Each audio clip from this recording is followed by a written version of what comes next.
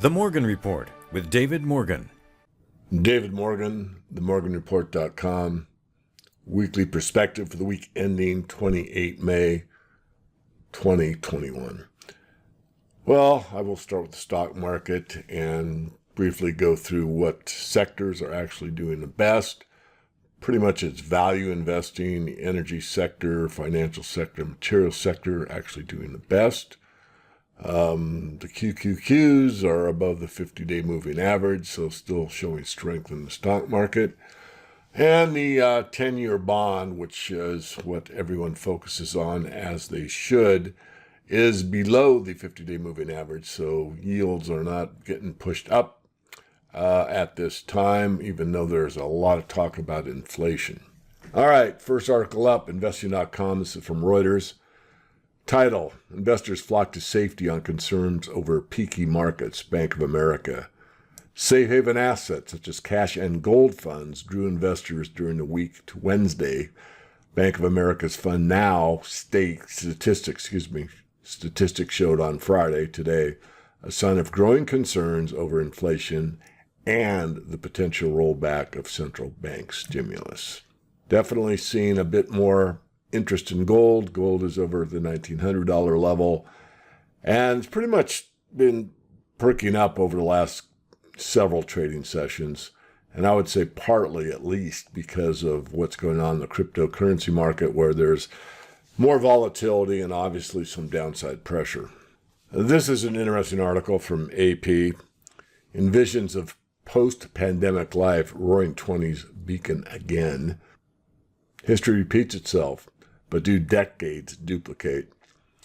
As hopes rise that the pandemic is embedding the United States and Europe, visions of a second Roaring Twenties to match last century's post-pandemic decade have proliferated. Months of lockdown and restrictions on social life have given way to dreams of a new era of frivolity and decadence. For some, it feels like party time again. A lot of connotations to the Roaring Twenties, and I have to agree. Obviously, history rhymes, it doesn't repeat. But we are at a point where the inflation of the money supply has been astronomical, especially the last 6 months. And there will be a price to pay for that. There's little doubt. Of course, the big question is, inflation, and is it here to stay? And the bigger question really is what the Federal Reserve can do. This is from Bloomberg Opinion. Can Powell raise rates with the arch of an eyebrow? Former Chair Alan Greenspan led the Fed slowly and instinctively with sparse details, a break from the furious pace and hyper-transparency of the past year looks mighty appealing. Accelerate on the way down, going uphill, skip the elevator and try the stairs.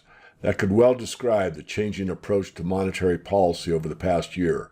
Most central banks couldn't move fast enough to ease in the throes of the pandemic. There was a global economy to save. So what if they overshoot?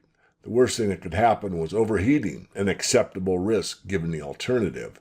Now, many officials are adverse to doing it much at all, and certainly nothing dramatic. Growth is returning, with a vengeance in some places, and inflation is getting up off the floor. Going slow is virtuous.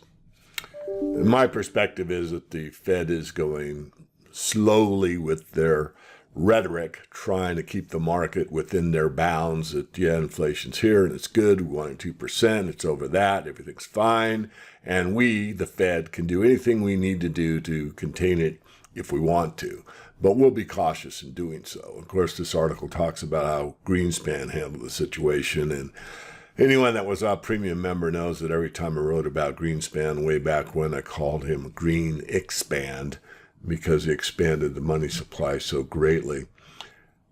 Fed has a tough call. If inflation really does catch hold and continue, raising rates obviously is about the only thing they can do. But if they raise them too high, or the market pushes them too high, then the interest on the national debt becomes unbearable at some point. It also will have a great effect, or usually has a great effect, on the stock market. So treacherous times indeed. We are standing by and watching carefully. So the current inflation story wouldn't be complete without mentioning China, who's basically the productive capacity of the world. Obviously, there's production across the globe, but China is the main engine still. China's warnings come in thick and fast to curb inflation. China's dialed up its rhetoric about surging commodity prices, a strong currency with almost daily commentary by officials in state media in the past 2 weeks, a sign authorities are becoming more uncomfortable with recent gains. So they're talking about commodity prices going up and they're going to be able to curb them. And here's some key comments from the People's Bank of China. The renminbi can appreciate or depreciate. No one can accurately predict the exchange rate. No matter if it's in the short term or mid-long term, it's certainly that predictions of exchange rates won't be accurate. No matter what, if it's the government's institution or individuals, all should be avoiding or being misled by predictions. So what they're basically saying is that the economy can't be predicted, which it can be, but not always accurately. We get a general sense of the direction: inflation, deflation, stagflation. And China is obviously concerned, as everyone, about rising commodity prices, which is all necessities, not equity investments. So we'll wait and see. It's interesting that this article appeared on Yahoo Finance, mentioning that China is also concerned about the inflationary pressures. And further on that same theme, and again on Yahoo Finance, China is losing its power to rein in commodity price surges. China's efforts to rein in surging prices are likely to be in vain, as it's lost the ability to boss the market around, according to two Wall Street's biggest firms. Of course, Jeff Curry, which most people that follow my work are well aware of, who's the lead at Goldman Sachs on the commodity division, and Citigroup Ed Morse, who said in a Bloomberg television interview Friday that despite China's efforts to curb price gains, the real supply-demand balance prevails. In other words, you got a tight supply and you've got demand, prices are going to go higher. And I think that's a good summation, keeping it simple. And I think inflation is baked into the cake at this point. A lot of the factors have to do with supply more than the increase in the money supply, but of course they could go hand in hand, or actually are at this point. And what remains to be determined is how far it goes, if it gets quote unquote out of control. And if it does get quote unquote out of control, what will the banking elite do and what can they do? At some point, it's very possible that market forces will take over, not the elite banking controllers, and interest rates will be pushed up higher by, again, the market itself. Remains to be determined. I don't see hyperinflation, but I do see high inflationary pressures in the needed sector, again, the commodity sector, with a lot more in the future. There will be some deflationary forces coming shortly, and this is because of all of the money that's been printed and some handed out to the populace.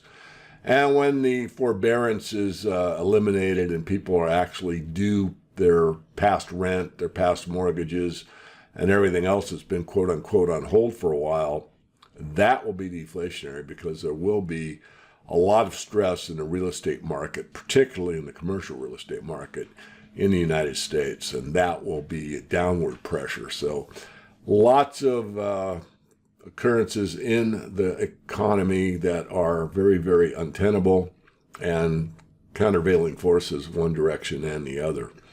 And I'll leave this week's inflation discussion with zero hedge. Fed's favorite inflation indicator explodes at fastest rate since 1992 as incomes crash by record. So the PCE is the personal consumption expenditures. The PCE deflation rose, deflator rose 3.6% year over year, the fastest rate of price increases since 2008. So that is an indicator. It's a key one the Fed looks at, and it is going to, indicate what I've been talking about this whole weekly update, weekly perspective, that looks like inflation is here, looks like it's here to stay. There will be countervailing forces, but a lot of people are really tuned into the inflation and what's going to happen in the future. As I mentioned in the last perspective, I will be doing some interviews for Wall Street Silver, and I'll be talking to some of the personalities on this website, and there's quite a few, and they have a voice, and they have plenty to say. My first interview will be with Happy Hawaiian, which did an interview with Jeff Christian of CPM Group, and we'll probably dive into that somewhat, pretty much at a surface level. You can listen to that interview. I think it was about 2 hours long. So just a few comments here about these very creative folks on the Wall Street Silver website. You can see a lot of pictures about purchases. Of course, there's some ads like everything. Here's a picture of one of the billboards that the campaign from the Wall Street Silver crowd put together. And it's obviously what it says: protect yourself from inflation, invest in physical silver. And it's got the little silver guy on the billboard. Quite interesting, really. Lots of interesting stuff on this website. If you haven't had a chance to look at it, I'd highly recommend, especially if you're a silver investor, to take a look.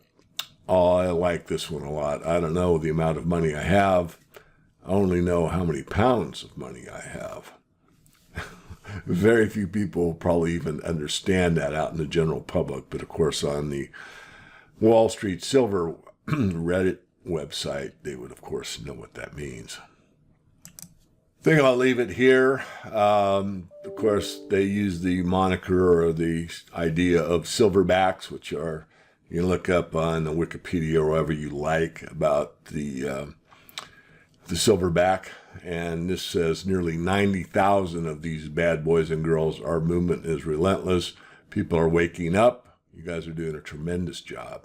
Keep on stacking and have a fabulous weekend with your families. And I will say the same thing on this Memorial Day holiday in the United States. I wish you all the best. Remember, there's nothing more powerful than the truth. And I will be back with you next week with another weekly perspective. This is David Morgan of themorganreport.com.